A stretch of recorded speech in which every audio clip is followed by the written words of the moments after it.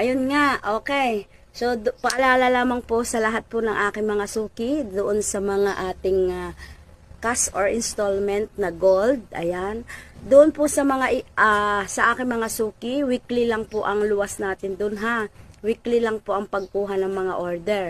Doon naman po sa mga nag-order ng mga gold ay 50% down payment po sa mga pre-order natin.